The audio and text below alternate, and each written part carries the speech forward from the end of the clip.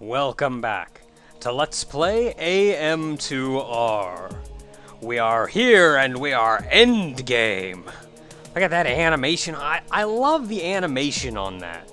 Just everything kind of sparkling and moving, and it makes me feel good. So last time we got the gravity suit and we are ready to smack a fool.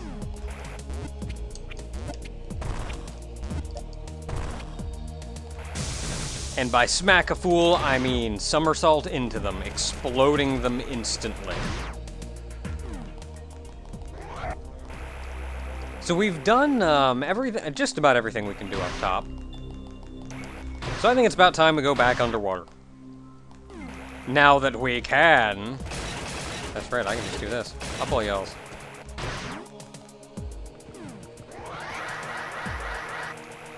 Oh, there's an item over here. Did I not get this item? Oh, right. That was a speed booster block under that. You know what? Up all y'alls. Tired of every one of your crap.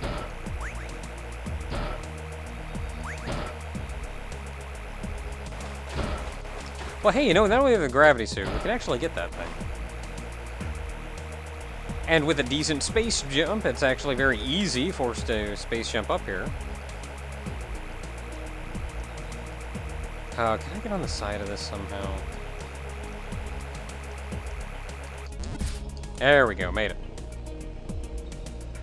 It's going to be a lot easier for me to line this up if I just come down here and get directly under it and fall. So we are right here. We are on what looks like an actual little block, like separate from everything else. That could very well be its own little block.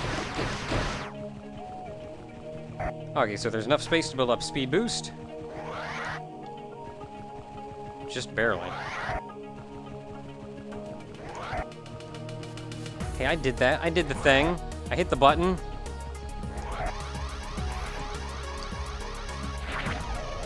Should be good. Bam! Okay, now I know because a number of you are going to point it out. Oh, hey, look at that pipe broken. It's probably how all that water got here. Because a number of you are going to point it out. Sadly, I didn't follow this up in the previous video, so I actually have to mention it in this video. Okay, yeah, there was the bubble thing down below, so we have to go this way. Because we still don't have a good means to deal with the bubble thing. But, I can hear people saying... Oh, I was supposed to jump. I can hear people saying that, oh, but there is no good way to handle the power-up. To handle the gravity suit power-up, to make it feel empowering to the player, instead of just removing what is otherwise an annoyance. And nay, I say, it can indeed. In fact, it was Metroid Prime did it. Oh, speed boost blocks again. Metroid Prime did it. Because they made you go through a whole big underwater area. And in going through that underwater area, rude, that's okay, I can do this. In going through that underwater area, not only was your movement sluggish, but your visibility was clouded as well. Like you had a hard time seeing what was going on. I want that. Can't see. And you were still having to fight enemies and deal with everything along the way. It was just really hard to. Not necessarily annoying, but very hard to, because of the limitations that were placed upon you. This looks like a room. Looks like a room that could be important.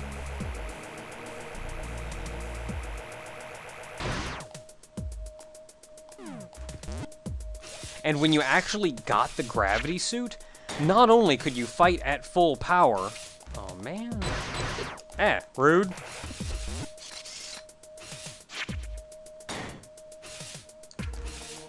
not only could you fight at full power, not only did you have free range of movement, but you could see clearly.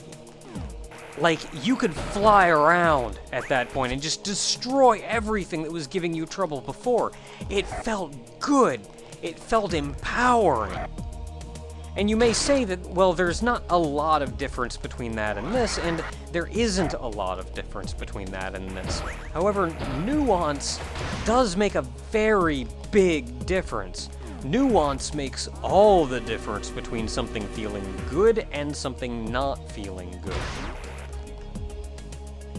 I mean, there are, of course, like, very much overarching things that, like, yes, obviously this isn't going to feel good, but nuance is the difference between playing a game and going, I mean, it was alright, I guess, and going, holy crap, that that stuff was great.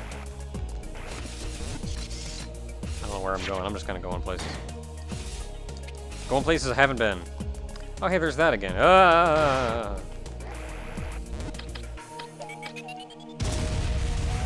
I can go up here. Up here is bubble. Heck yeah! Didn't want to come in here, but I did it. Or I didn't intend to speed boost, but I did. Bubble.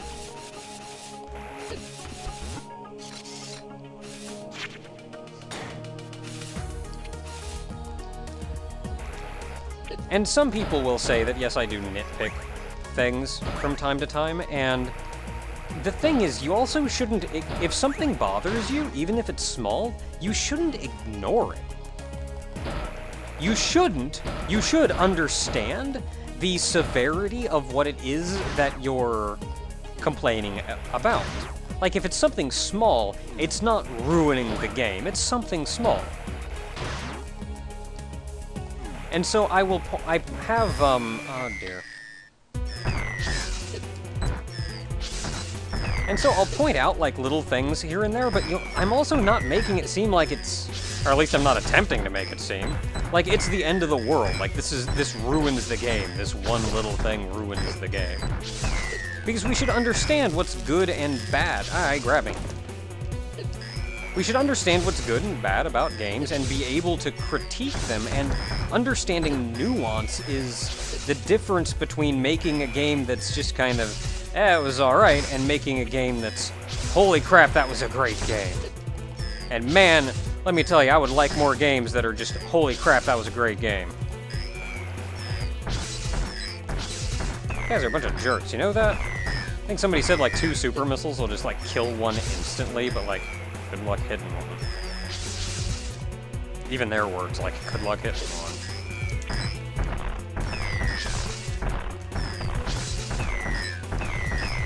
There we go, get a couple good hits in. Come here. Come here. Yeah. Oh, crap.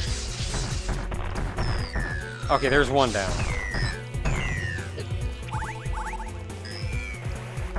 You missed. You idiot. You missed. You idiot. Crap. Quit doing that. It's not working for you. Okay, I'm gonna have to lure you up. Over here. Now, fighting the 2 gammas at the same time doesn't really... This isn't especially enthralling or doesn't necessarily feel good, but I do think, like, fighting that army of alphas before, that was good. Oh. That was all the Metroids. We've still got places to go, though. Like, there's still stuff to do around here.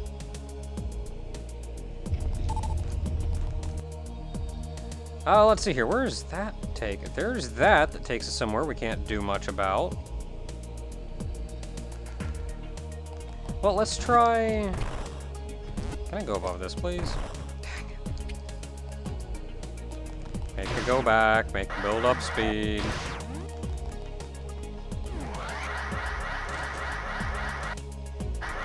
So my only hope is that, A, I don't want to feel like I'm pushing something harder than it's worth.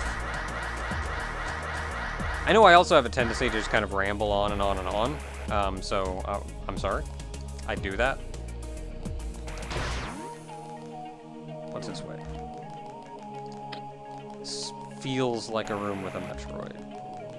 Nope, just the other side of one of those.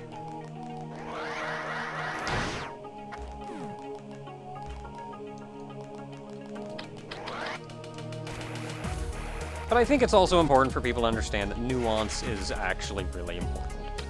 Okay, there, I've done it. I'm done talking about it. I'm done rambling for an hour and a half about all this little crap.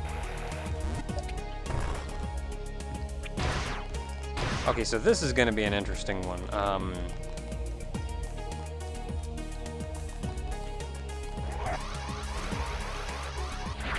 Yeah, I made it. First try. I don't know why that one gave me so much trouble before. Like, my first playthrough, that one gave me so much trouble.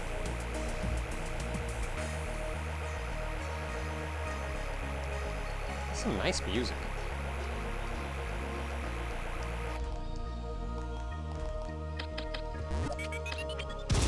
I don't know what to do in a room. Hey. If I don't know what to do in a room, man, I am going to explode everything. Ah, spikes. Sorry, I wasn't paying attention. I had completely forgotten there were spikes in this room. Sometimes your brain just doesn't do the thing like it should.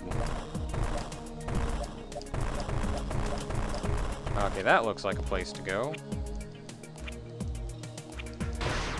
So, like, here? Oh, that's gonna be tough to line up. So there's like a crack in the middle of the room, and I'm standing on the right side of the overarching block before the crack.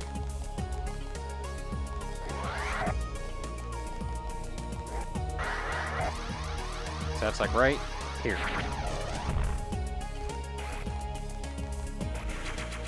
Super missiles. I like a super missile. Oh, we killed all the Metroids. We've been everywhere there is to be down here. I feel like we're still missing something. Oh, I know what I missed. I'm an idiot. I'm an idiot. I'm an idiot. It's what I do, because I'm stupid. How about just shooting the block there, Naka? That'll make your life a lot easier. So, of note, I don't know why, but there's one thing left in here, and it's actually really important and makes our lives a lot easier. And I, like, completely missed it my first time through, and I nearly missed it my second time through. And I even knew about it and was looking for it this time.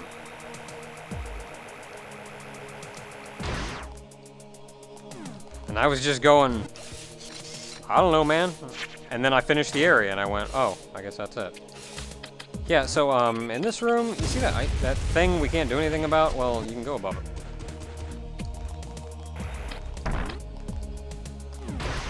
And get the ice beam. This is, like, the only... I swear, this is the only power-up in the entire stupid game that it feels like it's optional. If they didn't just put a barrier somewhere that they went, no, you can't get by this without that thing, it would have felt like this was a completely optional power-up. But hey, Ice Beam, yo! And you know what we can do with that? Freeze crap!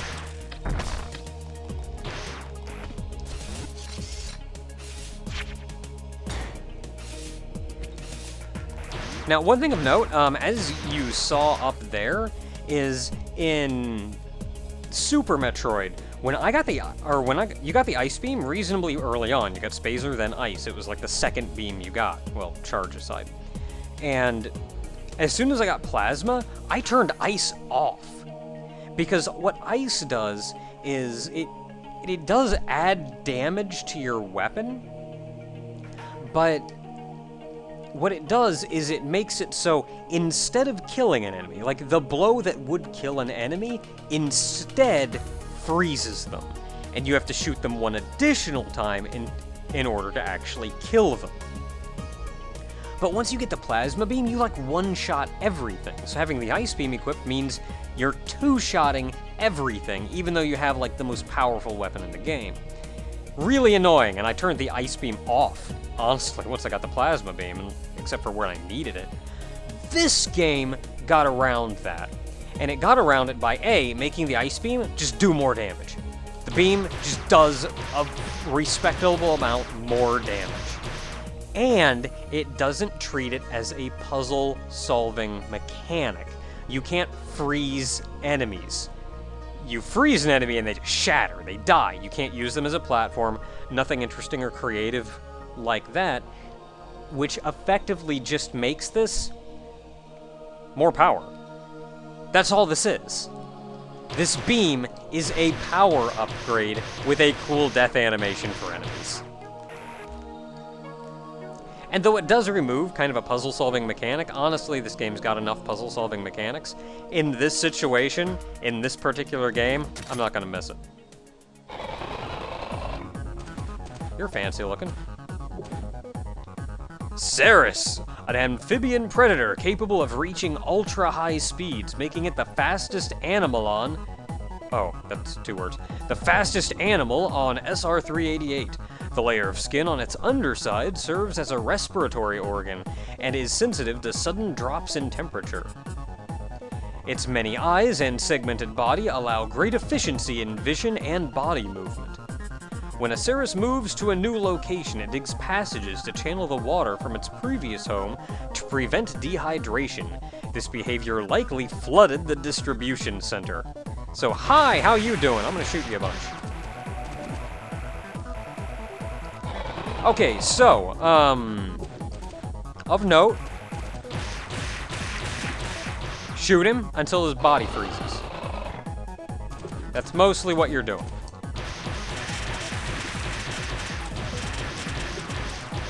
Now, once his body freezes, you missile him to death. You just kinda...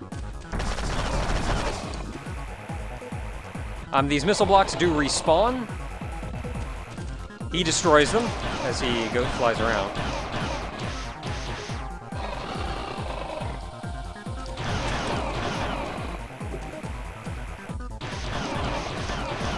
You know, for being the fastest animal on SR-388, this guy's kind of unimpressive. Oh, no, he's moving a little faster. Stand here on my 1 missile block. I feel like the 1.1 patch made these blocks respawn faster, because I remember them taking their sweet time to respawn.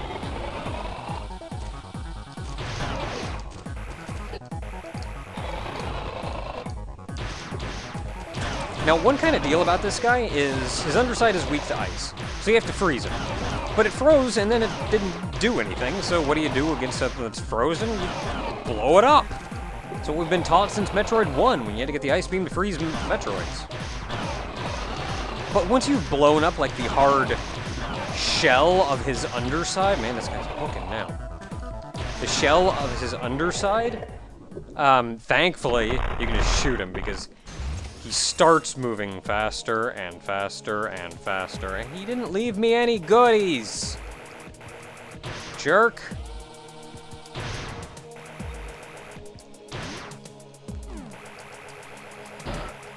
Now, I like that, because that was like, it was kind of a surprise boss, but honestly, the first time you went through that room, you suspected something was up in that room.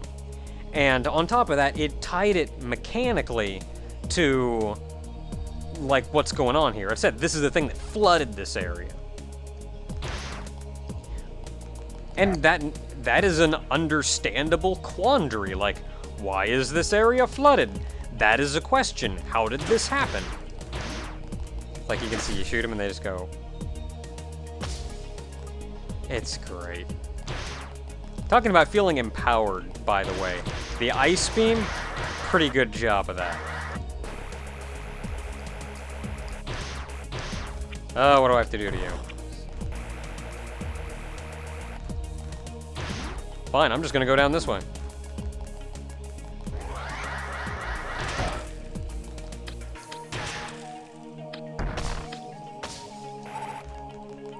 Man, this ice beam feels alright.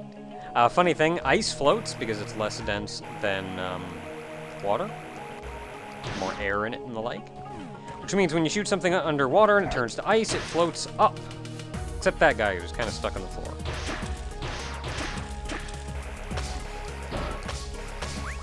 Oh, also a reminder, I can still do that to enemies. Later, dude. But, I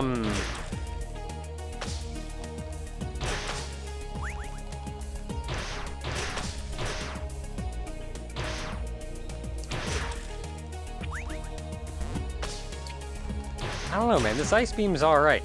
Like, you shoot an enemy and they continue with momentum. And then when they smash the ground, they blow up. It's great! Like, it's hilarious!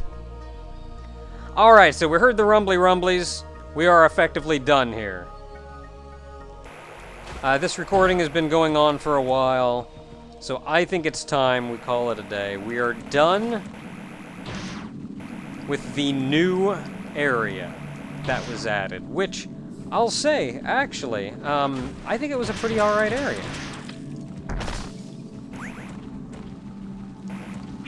It didn't feel like it drew too much attention to itself. I mean, it was large.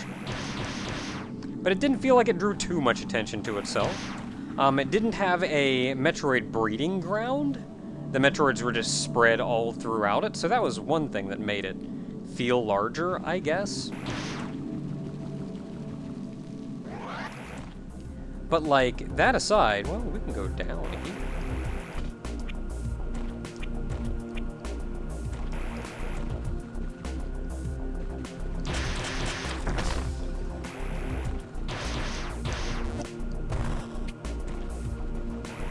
But, like, as far as the gameplay of everything goes, there's a shortcut over here.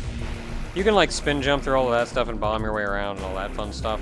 But you can power bomb. It's quicker.